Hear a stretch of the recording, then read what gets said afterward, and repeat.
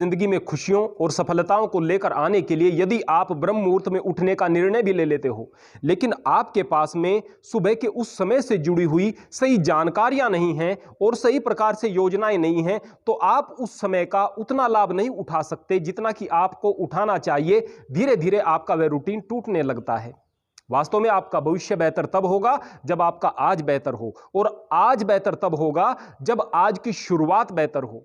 तो आइए आज हम समझते हैं कि आप सुबह उठते समय 3 प्रमुख कौन सी गलतियां करते हैं जिनसे आपको बचना है, और वह कौन सी समय सारणी है, किस प्रकार से आपने उस ब्रह्म मुहूर्त के समय को व्यवस्थित करना है जिससे कि आप लोग पूरे तरीके से उसका लाभ उठाते हुए अपनी जिंदगी में खुशियों को लेकर के आएं, अपनी जिंदगी में सफलता को लेकर के आएं। पहली गलती, आप रात्रि में अलार्म लगाते हैं कि सुबह 4:10 पर हमें उठ जाना है। 4:10 का समय होता है, अलार्म बजता है, आप बराबर में सोए हुए हैं, बराबर में आपका अलार्म रखा हुआ है, आप हल्का सा जागते हैं और अलार्म को 15 मिनट के लिए स्नूज कर देते हैं क्योंकि आपको 15 मिनट की और नींद चाहिए। लेकिन जानते हो, आपके मस्तिष्क में यह बात होती है कि 15 मिनट के बाद में आपको पुनः उठना है। इस बीच में आई हुई आपकी वो जो नींद है वह बहुत ही घटिया गुणवत्ता वाली नींद होती है। ऐसी नींद आपके लिए बहुत लाभकारी नहीं बल्कि उसके नुकसान ही होते हैं, और आप उस खराब नींद के चक्कर में अपने दिन को खराब कर लेते हो। इसका सबसे बड़ा जो नुकसान होता है वो ये होता है कि आप पहले संकल्प में ही कमजोर पड़ जाते हो। आप हारे हुए व्यक्ति की तरह से अपने दिन की शुरुआत करते हो, जबकि आपको एक विजेता की तरह से दिन की शुरुआत करनी थी, जोश के साथ में दिन की शुरुआत करनी थी। दूसरी गलती, सुबह उठते ही मोबाइल चेक करना। आप में से 80 से 90% लोगों की यह आदत होती है कि सुबह उठते ही सबसे पहले अपने मोबाइल को चेक करते हैं। वहां पर आप अपने सोशल मीडिया को देखते हैं, कितने लाइक्स आए वह देखते हैं, या फिर यह देखते हैं कि आपके चैनल पर कितने ज्यादा व्यूज आए, या फिर आप कोई न्यूज देखते हैं या कुछ भी, लेकिन सबसे पहले आप मोबाइल को चेक करते हैं।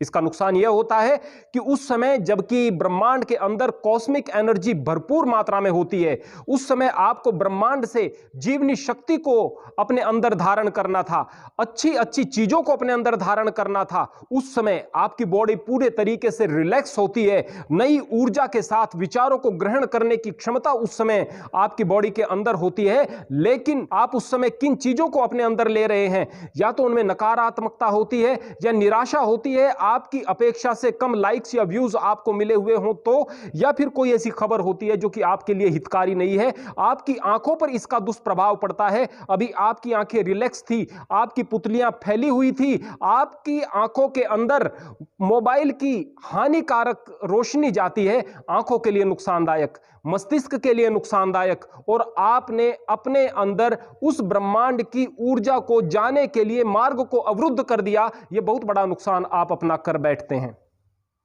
एक तीसरी गलती जो आप सबसे बड़ी करते हो वह है खाली पेट चाय पीना। सुबह का नाश्ता आपके लिए अत्यंत महत्वपूर्ण होता है, और सुबह किया गया भोजन, सुबह किया गया नाश्ता आपके शरीर का हिस्सा बनता है, आपके शरीर को पुष्ट करता है। लेकिन जब आप खाली पेट चाय पी लेते हो तो निश्चित रूप से आपकी भूख समाप्त होती है, आपको अम्ल पित्त की शिकायत होती है, और आपका डाइजेस्टिव सिस्टम बहुत ज्यादा बुरी तरीके से प्रभावित होता है। वैसे तो सुबह ब्रह्म मुहूर्त में उठने की तैयारी की शुरुआत पहले दिन रात्रि से होती है। उसके लिए आप हमारी ब्रह्म मुहूर्त में उठने के फायदे नाम की वीडियो को देख सकते हैं, उसका लिंक हम डिस्क्रिप्शन में भी दे देंगे और इंड स्क्रीन पर भी हम उसको लगा देंगे।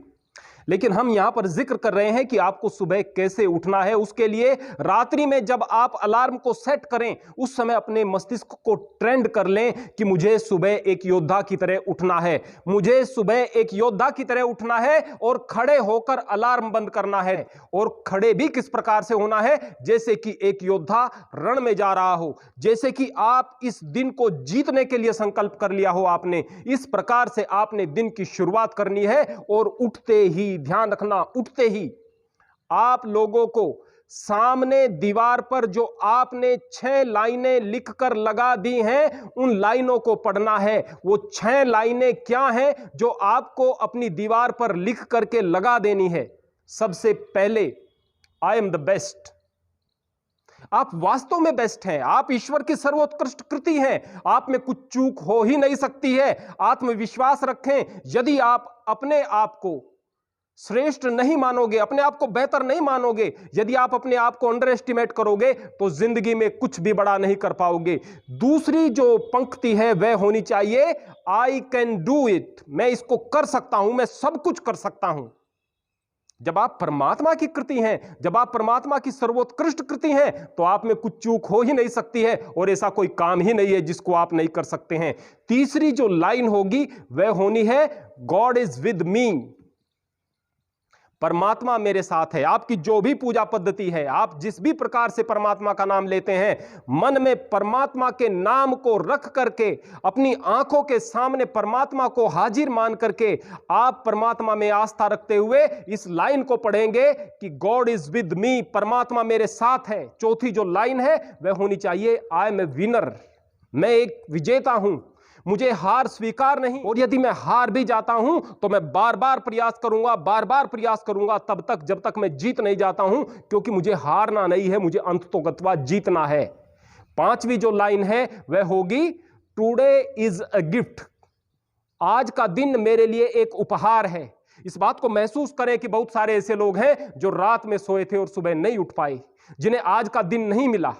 आज का दिन मिला है तो परमात्मा ने आपको एक कोरा कागज दिया है, इस पर आपको एक खूबसूरत सा चित्र बनाना है जिसमें अच्छे रंग भरने हैं और अपने आप को साबित करना है। छठी और महत्वपूर्ण जो लाइन होगी वह यह होगी it is my day today, आज का दिन मेरा दिन है, आज का दिन मेरा दिन है, आज के इस दिन पर मैं राज करूंगा, आज के इस दिन में मैं अपने आप को साबित करके आज कुछ ऐसा कर जाऊंगा जिससे कि लोग मुझे याद करेंगे, जिससे कि मैं एक विजेता बन करके सामने आऊंगा। इसके पश्चात आप अपने दैनिक कार्य को शुरू कर सकते हैं। आप सबसे पहले अपने बिस्तर को लगाएंगे, आसपास जो वस्तुएं पड़ी हुई हैं उनको आप व्यवस्थित करेंगे, मस्तिष्क में एक भाव रखेंगे कि मैं एक अनुशासित व्यक्ति हूं, मैं एक सभ्य व्यक्ति हूं, मुझे सफाई पसंद है और मैं अपने काम को बेहतर तरीके से कर सकता हूं। पूरे घर को लगाने की जरूरत नहीं, केवल अपने बिस्तर को अच्छे तरीके से लगाएं, आसपास की कुछ वस्तुओं को सही प्रकार से लगाएं। उसके पश्चात आप थोड़ा सा गर्म पानी करें, आप कागासन में बैठ जाएं, उकड़ू बैठ जाएं, उकड़ू बैठ करके एक गिलास पानी को घूंट घूंट करके पिएं। 2 गिलास आप पी सकते हैं, 2 गिलास को घूंट घूंट करके पिएं, इससे ज़्यादा नहीं। 1 गिलास से 2 गिलास पानी आपको घूंट घूंट करके पीना है। जिस तरह से गर्म चाय को आप पीते हैं, आपको पानी को पीना है चाय की बजाय। उकड़ू बैठकर पीना है, खड़े होकर नहीं पीना है। उसके पश्चात यदि आप टहल सकते हैं तो 3 से 4 मिनट, मैक्सिमम 5 मिनट आप आसपास टहलें। उसके पश्चात आप सोच को जाएं। टहलने की व्यवस्था नहीं है, बैठकर गहरी सांस लें, सोच को जाएं। सोच से आने के पश्चात आप ब्रश करें, स्नान करें। स्नान करके आप अच्छे प्रकार से ढीले ढाले वस्त्र पहन करके खुली हवा में, जितना भी हो सके खुली हवा में बैठ करके गहरी सांस लेने का प्रयास करें। सांस अंदर लें, सांस बाहर छोड़ें, सांस अंदर लें, सांस बाहर छोड़ें, गहरी सांस अंदर लें, गहरी सांस बाहर छोड़ें। सांस आपके लिए महत्वपूर्ण है। आप जो दिन भर सांस लेते हैं उसमें आपके फेफड़ों की सारी हवा बाहर नहीं निकलती, आपके लंग्स के कुछ हिस्सों में गंदी हवा बची हुई रह जाती है, शेष रह जाती है, अशुद्ध हवा शेष रह जाती है। जब भी आप सामान्य सांस ले रहे हैं पूरा सांस बाहर नहीं आ रहा, लेकिन सुबह के समय जब आप पूरे सांस को बाहर निकाल रहे हैं और पूरी सांस अंदर ले रहे हैं तो फेफड़ों के कोने कोने तक शुद्ध हवा पहुंचती है, फेफड़े मजबूत होते हैं, आपके खून में ऑक्सीजन जाती है, खून के साथ ऑक्सीजन मिल करके आपके अंग प्रत्यंग तक जाती है, आपकी इम्यूनिटी बढ़ती है। इतना महत्वपूर्ण है यह मात्र खाली गहरी सांस लेना, जिसको आप सोच भी नहीं सकते हैं। यदि आप स्वस्थ हैं और आप कर सकते हैं, आप समझ सकते हैं, तो आप कपालभाति करें। कपालभाति करने के पश्चात 5 मिनट मात्र करें। 5 मिनट आप भस्त्रिका प्राणायाम करें। भस्त्रिका प्राणायाम 5 मिनट करने के पश्चात आप अनुलोम विलोम 5 मिनट करें। धीरे धीरे आप इनके समय को बढ़ा सकते हैं। अगर आप इन 3 प्राणायाम को नहीं कर सकते तो आप खाली गहरी सांस भी बैठ करके लेंगे तो निश्चित रूप से यह आपके लिए अत्यंत लाभकारी है। आप ऐसे समझ सकते हैं कि आप एक मटके से यदि प्रतिदिन पानी पी रहे हैं, 1 गिलास पानी पिया, 1 गिलास उसमें डाल दिया, 1 गिलास पिया, 1 गिलास डाल दिया, तो जो बाकी का शेष पानी है वो सड़ जाएगा। आप भले ही दिन में 1 गिलास गिलास पी रहे हैं, 2 गिलास पी रहे हैं, लेकिन सुबह के समय यदि मटके को खाली करके ताजे पानी से भर लेंगे तो वो पानी अच्छा रहेगा, सड़ेगा नहीं। तो ये आपके लिए अत्यंत महत्वपूर्ण है। जब आप इस प्रकार से अनुलोम विलोम इत्यादि कर चुके हों, उसके पश्चात शांत होकर के एक आसन पर बैठ जाएं। जो भी जिसकी आस्था हो, जो जिस भी प्रकार से अपने परमात्मा को याद करता हो, जिस भी नाम से उस परम सत्ता को पुकारता हो, उसी अपनी आस्था के अनुसार पहले उसकी स्तुति करे, फिर उससे प्रार्थना करे, फिर उपासना करे। स्तुति का मतलब होता है प्रशंसा।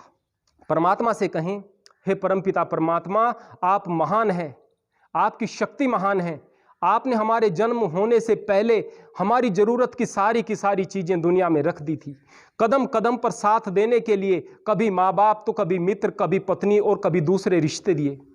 एक अच्छी सामाजिक व्यवस्था दी, सांस लेने के लिए हवा दी, पीने के लिए पानी दिया, खाने के लिए भोजन दिया। आपकी कृपा है, आपकी दया है मेरे परमपिता परमात्मा। ये आपकी दया ही है जिसके कारण मेरा जीवन चल रहा है, ये आपकी दया ही है जिसके कारण मैं मनुष्य हूँ। इस प्रकार आप परमात्मा की स्तुति करें। जब आप उसकी स्तुति करेंगे तो उससे आपका प्रेम बढ़ेगा। फिर प्रार्थना करनी है। प्रार्थना आप जैसे अपने पिता से करते हैं, अपनी माँ से करते आए हैं, वह पिता भी है, वह माँ भी है। आप उससे मांगने के हकदार हैं। आप उससे मांगें कि हे परमात्मा मुझे ताकत दे कि मैं अपने संकल्पों पर आगे बढ़ सकूं। हे परमात्मा मुझे शक्ति दे कि मैं दृढ़ विश्वास के साथ में आगे बढ़ सकूं। उसके पश्चात आप उपासना करें। उपासना अर्थात परमात्मा के समीप जाएं। आप परमात्मा से कहें, मेरे परमपिता, मेरे परमात्मा, आपकी छत्र छाया में मैं रहना चाहता हूं। आप हर वक्त मेरे साथ में रहें, आपका आशीर्वाद मेरे साथ में रहे, आपको मैं अपने हृदय में महसूस करता हुआ अपनी जिंदगी में सफलता की ओर बढ़ूं। इस प्रकार के भाव रखते हुए शांति के साथ बैठ करके आप परमात्मा से जुड़ने का प्रयास करें। जब आपकी स्तुति, प्रार्थना, उपासना का यह क्रम पूरा हो जाए, उसके पश्चात आप व्यायाम करें। व्यायाम के लिए यदि आप युवा हैं तो आप डंबल भी उठाएं, आप वेट भी उठाएं, आप किसी भी प्रकार का भारी व्यायाम करें, आपके लिए बेहतर है। लेकिन सबसे बेहतर रहेगा कि आप दंड बैठक जरूर लगाएं, और अगर आप वेट के साथ एक्सरसाइज कर रहे हैं तो भी आप दंड बैठक जरूर लगाएं। दंड बैठक आपने लगाई, भारी व्यायाम आपने किया, अब नंबर आया स्वाध्याय का। यदि आप विद्यार्थी हैं तो आप बैठ करके अपने पाठ्यक्रम की पुस्तकों को पढ़ें और याद करने का प्रयास करें। आप आश्चर्यजनक तरीके से पाएंगे कि आपकी कई गुना स्मृति बढ़ चुकी होगी। आप अच्छे तरीके से चीजों को समझ पा रहे होंगे। यदि आप विद्यार्थी नहीं हैं तो भी आप अपने स्तर को ऊंचा उठाने के लिए धर्मशास्त्रों का और बड़े बड़े अच्छे लेखकों के द्वारा लिखे गए साहित्य का अध्ययन करें। अपनी जिंदगी में सुधार लेकर आने का प्रयास करें। स्वाध्याय आदि से निवृत्त होकर के आप नाश्ते की तरफ बढ़ें। नाश्ता आप अच्छा ही करें, पेट भर के करें। सुबह के समय नाश्ते में आप कुछ भी कर सकते हैं, कोई भी भोजन ले सकते हैं, बस तली हुई चीजें कम से कम हो ऐसा प्रयास करें। कोई भी चीजें ले सकते हैं। दलिया आपके लिए बहुत बेहतर रहेगा। सूजी का हलवा या साबूदाने की खीर आपके लिए बहुत बेहतर रहती है। रात को आपने चने को भिगोया, सुबह उसको उबाला नमक डाल करके, उसमें थोड़ी सी हरी मिर्च डाली, बाकी उसमें नींबू डाल दिया, उसका भी यदि आप सेवन करेंगे तो आपके लिए बहुत अच्छा है। इसके अलावा आप कुछ भी खा सकते हैं। सुबह पेट भर के खाएं, चबा कर खाएं, आपके शरीर का हिस्सा बनेगा और निश्चित रूप से आप एक स्वस्थ जीवन जिएंगे। इन सारी चीजों के अलावा यदि आपको आलस्य रहता है तो निश्चित रूप से आपके शरीर में ऑक्सीजन की कमी है। आप बार बार ज्यादा से ज्यादा प्राणायाम करें, या फिर अब तक आपने भोजन में सही प्रकार से पोषक तत्वों को नहीं लिया है, आपके शरीर में विटामिन्स की कमी है। सही प्रकार से विटामिन्स को आप लेंगे और मिनरल्स इत्यादि को लेंगे, प्रोटीन को सही प्रकार से लेंगे, संतुलित आहार लेंगे, और यदि विटामिन्स की डेफिशिएंसी है तो डॉक्टर से दिखाएं और उसके पश्चात उन विटामिन्स को लेकर के शरीर को स्वस्थ करें। और उसके पश्चात जब आप इस रूटीन को फॉलो कर रहे होंगे तो सारी चीजें स्वतः ठीक हो जाएंगी। आप एक ऊर्जावान जीवन जी रहे होंगे। आप निश्चित रूप से दिन पर राज करेंगे। आप निश्चित रूप से उत्साह के साथ में कार्य करते हुए उन लोगों की श्रेणी में आ जाएंगे जो जिंदगी में एक ऊंचे स्थान को प्राप्त करते हैं। हरि ओम, हरे कृष्ण।